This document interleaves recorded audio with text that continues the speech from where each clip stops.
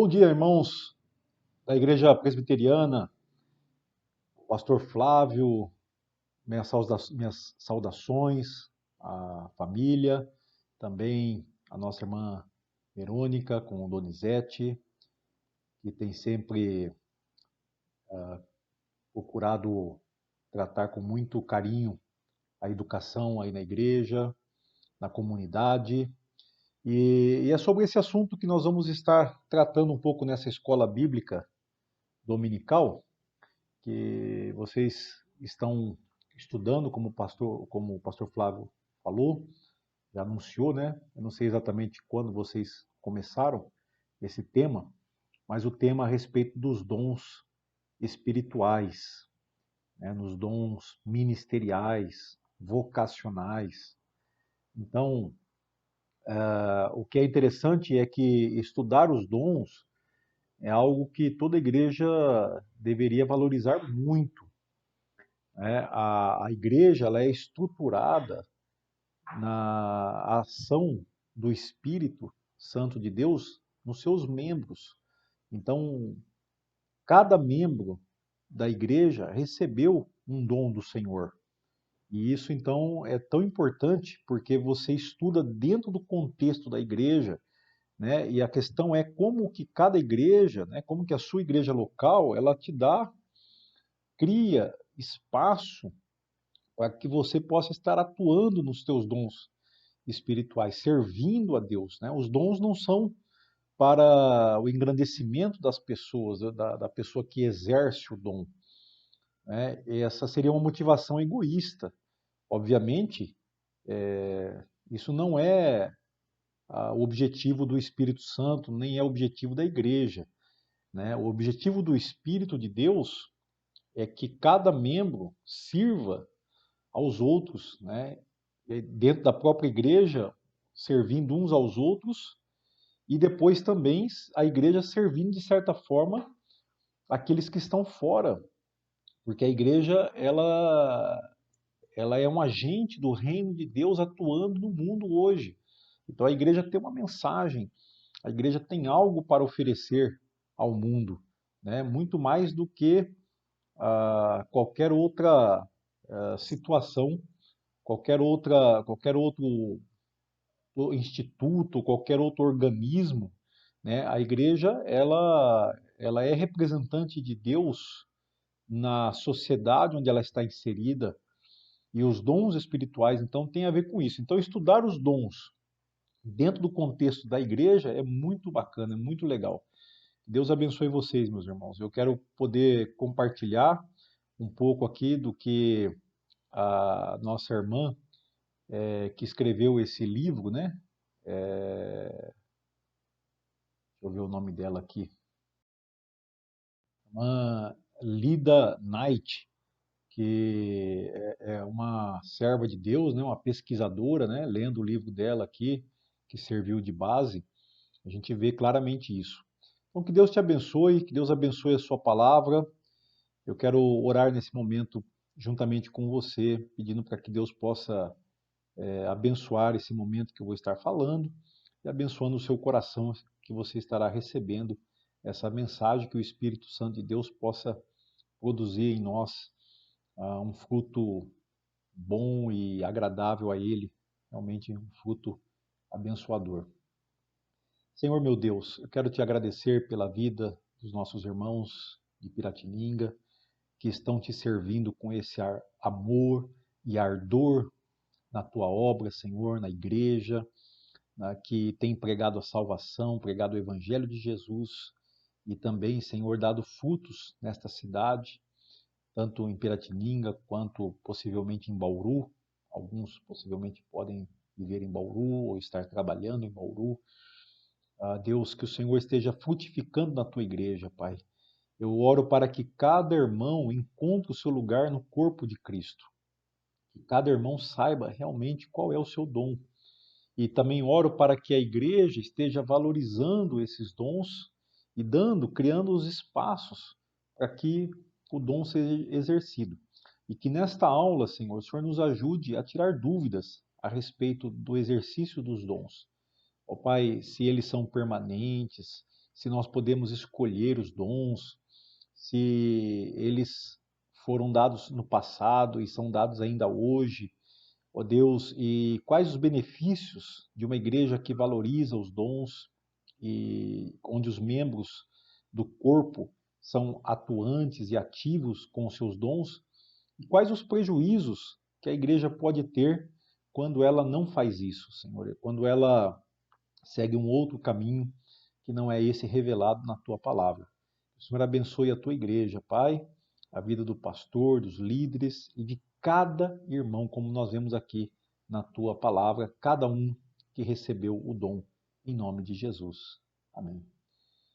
E começamos com essa ênfase, irmãos, né, que os dons do Espírito, eles são dados a cada um no corpo de Cristo. Cada pessoa, né, cada um tem o seu dom. Todos que são nascidos de novo, todos que fazem parte da igreja, todos que são membros da igreja, você vai encontrar isso em Efésios, perdão, por exemplo, capítulo 4, versículo 12, né, onde diz que Deus dispôs os membros, colocando cada um deles no corpo, e como lhe aprouve, né? Isso está, na verdade, em 1 Coríntios, capítulo 12, versículo 18. Mas em Efésios 4, 11 e 12, nós conhecemos de cor, né? Deus deu uns para apóstolos, outros para profetas, evangelistas, pastores e mestres, com a finalidade de preparar os santos para a obra do ministério. Então, cada um recebeu o seu dom. E a igreja é o ambiente onde esses dons são exercidos. E os ministérios justamente o exercício dos dons. Então, qual que é a diferença entre dom e ministério? O dom é individualmente o que nós recebemos, aquela capacitação de fazer algo no serviço, e o objetivo do dom é o serviço. Todos os membros receberam, né, conforme nós lemos aqui em Efésios 4, 11 e 12, e também eu citei aqui Coríntios 12, 18, e também você sabe muito bem que os capítulos 12 a 14 de 1 aos Coríntios são referentes aos dons.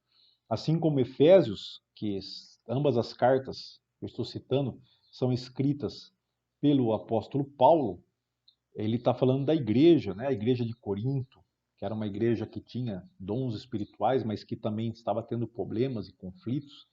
Ou a igreja em Éfeso, né? Que na verdade ele direciona essa carta para um grupo de igrejas naquela região, e é uma das cartas de Paulo mais ricas a respeito do que é a igreja e de como que a igreja existe, como que ela acontece.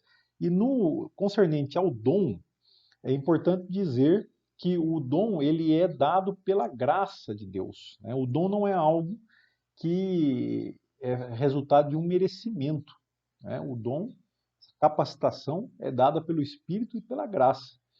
E a pessoa que recebe o dom, ele simplesmente recebe, né? Ele não tem nenhuma participação também de mérito, né, para conseguir, né, ou descobrir, ou escolher, melhor, ele não eles não são conseguidos, né, mas eles são descobertos e não escolhidos, né? Então a questão é você descobrir qual é o dom que Deus te deu. Então há pessoas que já conhecem isso, né? E aí nós vamos estudar. Esse estudo é interessante para você saber como você se posiciona no seu dom, né? Como exercê-lo no ministério, e para a igreja também saber como fazer. E, e esses dons não são escolhidos, né? Não é você que escolhe, mas é o Espírito de Deus que escolhe o dom. Mas aí vem uma grande questão, como por exemplo um versículo que pode ser um pouco contraditório, lá em 1 Coríntios capítulo 12, versículo 31, que vai dizer justamente procurai com zelo os melhores dons. Então esse versículo ele está bem entre o capítulo 12, é o final do capítulo 12, para entrar no capítulo 13, que é um célebre capítulo da Bíblia, ou de Coríntios, que vai falar do amor. E ele vai mostrar que o amor é um caminho mais excelente, é um caminho melhor para o exercício dos dons espirituais. Como eu disse, o dom ele tem uma finalidade que é de servir a igreja, de servir ao mundo, né, que Deus ama e que Deus está resgatando, que Deus está redimindo. E nesse sentido, né, o dom não pode ser algo egoísta ou que procure trazer benefício para o seu próprio portador, para a pessoa que exerce o dom. Mas então, como explicar procurar com zelo os melhores dons? Né? É interessante que aqui a autora do livro ela coloca várias interpretações possíveis, né? E ela segue alguns estudiosos, né? Como por exemplo João Calvino, né? Que disse o seguinte no seu comentário aos Coríntios, que esse procurar com zelo também poderia ser traduzido para valorizar grandemente. Né? Então essa é a opinião de João Calvino, que seria valorizar o dom, né? Procurar com zelo. Então é dar valor, não quer dizer procurar para obter, mas dar valor, valorizai, né? Que no plural dizendo grandemente esses dons. Uma outra também interpretação, mas não divergente, né? Que o próprio Calvino também está de acordo com outros, como Baxter e MacArthur, ou Peter Wagner, né, que ela cita bastante também aqui no seu estudo, no seu material, é que o verbo procurai e os dons estão no plural. Né? Então, a ideia de que Paulo está dizendo para a igreja de Corinto abrir espaço para o exercício dos dons que melhor conduzem à edificação. Como eu disse, né, esse serviço deve conduzir à edificação do corpo de Cristo. Então, é uma exortação nesse sentido, né? Se referindo aos melhores dons, né? Um outro escritor, David Duplessis, não sei se é assim o nome dele, parece francês, né? O David Duplessis, ele vai dizer o seguinte: que são os melhores dons seriam os ministérios alistados em Efésios capítulo 4, versículo 11, como eu acabei de mencionar também aqui no começo do estudo, né? Mas há também uma interpretação que é geralmente desconhecida, mas que coaduna com o ensino de Paulo de uma forma geral, né? Que seria o seguinte: ele dizia, olha, vocês estão procurando os melhores dons. Então é um sentido um pouco irônico. Paulo está, na verdade, exortando, né, e mostrando aos irmãos da igreja de Corinto que eles estavam procurando os melhores dons justamente para servir a si mesmos, né? E que, nesse sentido, eles estavam errados, né? É mais ou menos como, por exemplo, dizer assim, quando Jesus fala com os judeus, né? Examinai as escrituras, porque vocês pensam, né, ou julgam que nelas está a vida eterna.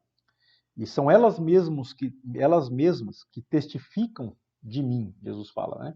Então Jesus está jogando para os judeus, né, uma prática que eles tinham.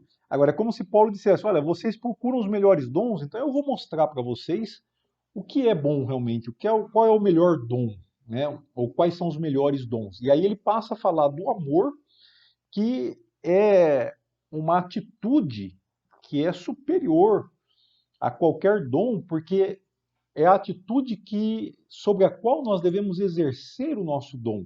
Então, se Deus nos dá dons para que nós tenhamos depois problemas na igreja, né, como às vezes acontece muito, né, a gente sabe como que às vezes as igrejas passam por dificuldades, por problemas, e Então, o objetivo do dom passou a ser negativo, né? Acabou alcançando um resultado negativo. Então, o Espírito de Deus não está colocando você num lugar no corpo de Cristo porque haja um problema. Embora os problemas também nos ensinem, né? Essa é a verdade, né? Nós aprendemos através da perseverança. Mas mesmo em questão aos dons, também essa perseverança, nós vamos ver aqui que ela é importante. Uma outra pergunta interessante também que nós vamos abordar aqui nessa aula é se seria possível receber dons espirituais para o ministério pela imposição das mãos. Isso é baseado em dois versos, em 1ª e 2ª Timóteo, que o apóstolo Paulo fala que ele recebeu, né, o jovem Timóteo, líder da igreja, na ocasião em Éfeso, né, ele recebe os dons, o dom espiritual, pela imposição de mão dos presbíteros. E Paulo então fala para ele avivar esse dom na 2ª carta, né, para ele não desprezar e exercer esse dom espiritual. Então, qual que é o sentido disso, né? Será que podemos orar pelas pessoas e impor as mãos e elas vão receber o dom espiritual? Então, é uma discussão que vem com alguns irmãos como John Stott, né, Alfred Plummer, que numa exposição bíblica, né, muito famosa, e o que eles vão entender, esses irmãos, né, a interpretação deles desse texto, é de que, na verdade, há um reconhecimento da liderança da igreja, dos presbíteros da igreja, reconhecem aquele irmão que tem aquele dom, e quando impõem as mãos, então eles estão dando a ele a autoridade para exercer o dom, né? Então ele está recebendo, né, essa confiança da igreja, sendo afirmado, né, sendo declarado com a oração e a imposição de mãos, também por profecia, né, que aliás é um dos dons alistados lá tanto em Coríntios como também em Romanos capítulo 12. Então, esse é o sentido, né? Nós não devemos esperar que haja algo espalhafatoso, como, né, alguém vem e põe as mãos e então você recebe o dom. Mas se você é crente, o que, que diz a palavra? Né? Está falando muito claro. Você já tem o dom. O que nós precisamos é que a igreja reconheça o dom que você tem. Né? E aí você também tem que ter muita humildade, né? Nós temos que ser humildes, porque mesmo muitas vezes nós podemos querer dizer que nós temos um dom que na verdade nós não temos, e a igreja tem que ter responsabilidade, a liderança da igreja tem que ter responsabilidade de dizer, olha, você tem, ou dizer, olha, você não tem, né? Porque nós seremos cobrados com certo rigor, obviamente, né, da nossa irresponsabilidade se a gente não for bem responsável, né? Então, ah, tem que precisar de humildade. E também o que acontecia com Timóteo, ele foi questionado, né, ele era questionado por causa da sua idade, porque ele pastoreava, né, vamos dizer assim, ele liderava pessoas mais velhas do que ele na igreja. E Paulo então diz: olha, ninguém deve desprezar o fato de você ser jovem. Então, esse é um ponto bem interessante também nesse estudo, que nós precisamos ter em conta. Agora, e sobre a permanência dos dons? Né? Sobre a permanência dos dons. A pergunta é: quando Deus dá um dom espiritual, é por prazo determinado? Ele escolheu ou ele escolhe os dons e faz uma redistribuição? Esses dons são dados em caráter permanente? Então a ideia é de que, para responder essa pergunta, ela parece ser um pouco simples até, né? Porque, na verdade, Deus não vai ficar trocando dons, né? Então ele te dá um hoje, amanhã ele tira de você e dá para outro, ou ele tira o dom que ele te deu, né? E como é que você vai desenvolver esses dons no serviço se você não sabe com que dom você acordou hoje, né? Quer dizer, eu acho que é bem claro que não existe essa confusão, né? A palavra de Deus deixa bem claro, então, que esses dons, eles não vão desaparecer inesperadamente. E nós vamos, pelo contrário, nós podemos trabalhar esses dons, desenvolver esses dons que Deus nos dá. Como está escrito em 1 Pedro, capítulo 4, versículo 10, eu tenho aqui a nova versão transformadora que diz assim: Deus concedeu um dom a cada um, e vocês devem usá-lo para servir uns aos outros, fazendo bom uso da múltipla e variada graça divina. Então, meus irmãos, eu espero que nós todos estejamos realmente servindo a Deus com o dom que Ele nos deu. Eu espero que você saiba qual é o seu dom e que você coloque ele em, em serviço do Rei Jesus, em serviço dos nossos irmãos, em serviço uns dos outros, né? Ninguém pode ficar parado, nenhum crente deve ficar parado. E aí isso nos leva ao próximo ponto também, porque a outra pergunta que alguém pode fazer: por falta de oportunidade de exercer um dom, alguém pode perder esse dom? Então, isso é muito interessante, porque aqui é um ponto do estudo onde nós voltamos à importância que eu havia falado de que o dom é exercido no ambiente da igreja, ou ele é reconhecido pela igreja, e a igreja deve encorajar e incentivar. Mas, infelizmente, às vezes, pode acontecer de uma pessoa que tem um dom não estar exercendo esse dom por uma razão ou por outra. Pode ser uma razão causada por ela mesma, porque é uma pessoa que não está se dispondo, ou não está encontrando espaço, aí já é porque também a igreja não está criando esses espaços, a igreja não está dando a oportunidade para que todos os membros exerçam os seus dons. Olha que coisa interessante. Isso não é uma coisa fácil, irmãos. A gente não vê muito as igrejas fazendo isso, né? A gente tem lutado, eu digo a gente, né, nós que servimos ao Senhor na igreja, para que todos os membros tenham a sua participação. Então, saber qual é o seu dom e poder participar é muito importante. Mas, obviamente, esse dom pode ficar enferrujado, né? Pode ficar, de certa forma, esquecido, né?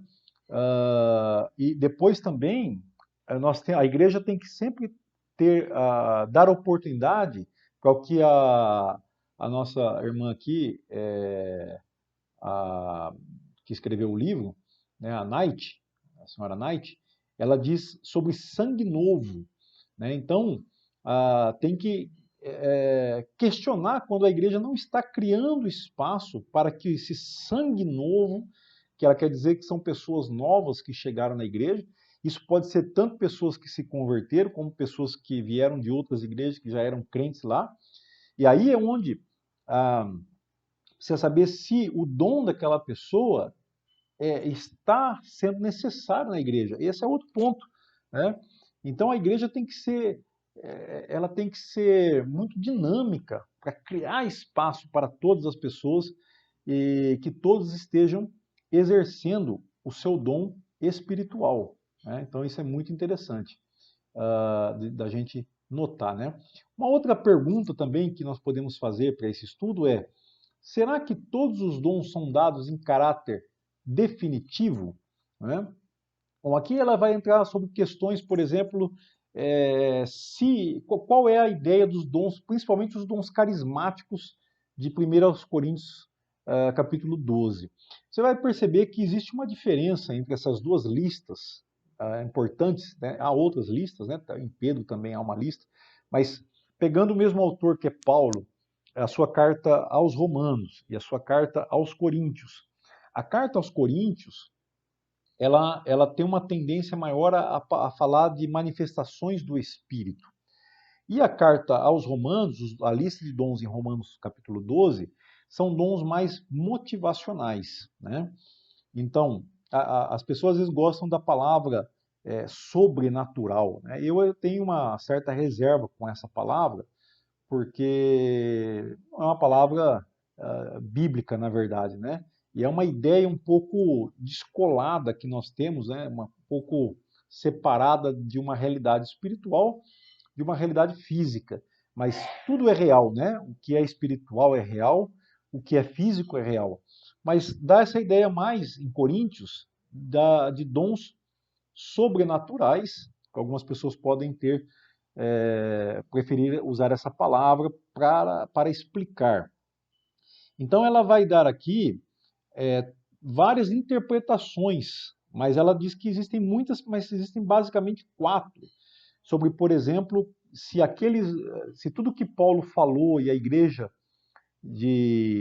primitiva, a igreja em Corinto, ela experimentou em termos de dom, se nós também experimentamos essas mesmas realidades, ou se alguma coisa mudou de lá para cá.